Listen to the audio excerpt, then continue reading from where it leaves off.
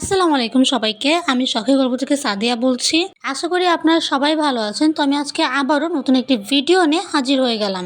আজকে আমি দেখাবো বিভিন্ন রকমের শাকসবজি দিয়ে ঠিক কিরকম ভাবে রং তৈরি করা যায়। আপনারা অনেকেই হয়তো রং বাইরে থেকে কিনে এনে ব্যবহার করেন, যেটা অনেকটাই ক্ষতিকারক হয়। কিন্তু আজকের এই ভিডিওটি দেখার পর আপনারা সবাই খুব সহজেই বানিয়ে নিতে পারবেন বিভিন্ন রকমের রং। হাতে তৈরি করা রং ব্যবহার করলে কিন্তু আপনাদের কোনো রকম ভাবেই সমস্যা হবে না। আমি আজকে 4 রকমের রং বানিয়ে নিব। তো আমি এখানে প্রথমেই নিয়ে নিলাম মিষ্টি কুমড়া, তারপর নিয়ে নিয়েছি পালং শাক, তারপর নিয়ে নিব বিটরুট, তারপর নিয়ে নিয়েছি গাজর। এখানে প্রথমে বানিয়ে নিব সবুজ রং। তো সবুজ রংটি বানানোর জন্য আমি প্রথমেই পালং শাকটিকে ব্লেন্ডারে ভালো করে ব্লেন্ড করে নিব। তো এই তো দেখতে পাচ্ছেন আমার এখানে পালং শাকটি ভালো করে ব্লেন্ড করা হয়ে গিয়েছে। আমি এখন একটি বাটিতে ছাঁকনির সাহায্যে ভালো করে ছেঁকে রংটাকে নিয়ে নিব।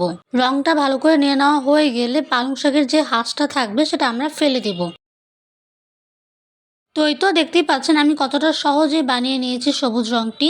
এখন আমি এক এক করে সবগুলো রং ঠিক এরকম ভাবে বানিয়ে নিব। তো আমি এখানে মিষ্টি কুমড়াটি দিয়ে হলুদ রংটি বানিয়ে নিচ্ছি।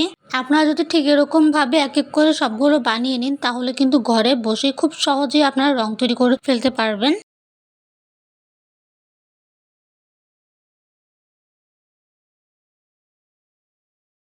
তো এই তো আমার এখানে কমলা কালার রংটিও তৈরি হয়ে গিয়েছে। এখন আমি বিটরুট দিয়ে গোলাপি রংটি বানিয়ে নিব। ঠিক একই রকম ভাবে আমরা গোলাপি রংটি বানিয়ে নিব।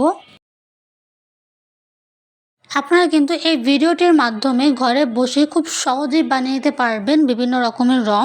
তো এই তো দেখতেই পাচ্ছেন আমার এখানে 4 ধরনের রং তৈরি হয়ে গিয়েছে: গোলাপি, সবুজ, হলুদ আর কমলা।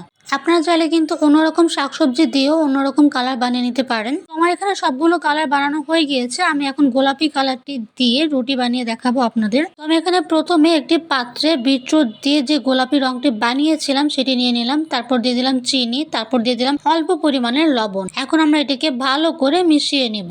তারপর দিয়ে দিব হচ্ছে পরিমাণ মতো আটা। আটাটি দিয়ে দেওয়ার পর আমরা এখন এটিকে একটি ডো আকারে বানিয়ে নিব। আমাদের কিন্তু ডোটিকে ভালো করে ময়ান করে নিতে হবে। তো এই তো দেখতেই পাচ্ছেন আমার ডোটি ভালো করে ময়ান করা হয়ে গিয়েছে। আপনারা চাইলে এখানে অন্য যে কোনো কালার ব্যবহার করে রুটিটি বানিয়ে নিতে পারেন, কোনো রকম সমস্যাই হবে না। তো আমি এখন ভালো করে রুটিগুলো বানিয়ে নিব।